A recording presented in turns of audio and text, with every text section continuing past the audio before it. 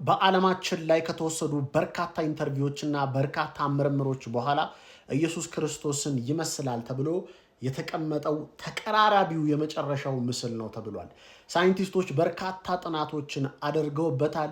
ኢየሱስ ክርስቶስን በህልማችን አይተነዋል፣ ሞተን እንደገና ደግሞ ወደ ህይወት ተመልሰን መጥተናል ከሚሉ ከተለያዩ ሰዎች እንግዲህ አገላለጽ ተነስቶ ኢየሱስ ክርስቶስን አይተነዋል ሲሉ ምን አይነት መልክ አያችሁ ተብሎ ከተሰበሰበ በጣም በርካታ ዳታዎችና እንደገና ደግሞ የተለያዩ ኢየሩሳሌም፣ ቤተልሔም አካባቢ ከተደረጉ ጥናቶች ተሰርቶ የመጨረሻው ተቀራራቢ ምስል ይሄ ነው ተብሏል።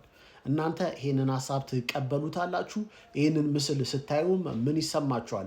ለእናንተ ኢየሱስ ክርስቶስ ማን ነው? ሰሞኑን ያለነው በሕማማት ሳምንት ነው። እንግዲህ መልካም የጾምና መልካም ወደ ራሳችን የመምጫ ጊዜ ወደ መከራው ወደ ስቃይ ወደ ተቀበለው ኢየሱስ ክርስቶስ ውስጣችን ወዳለው የመቅረቢያ ጊዜ እንዲሆንላችሁ እመኛለሁ። በልባችን ኢየሱስ ክርስቶስን የምንስለው ምስል አለ።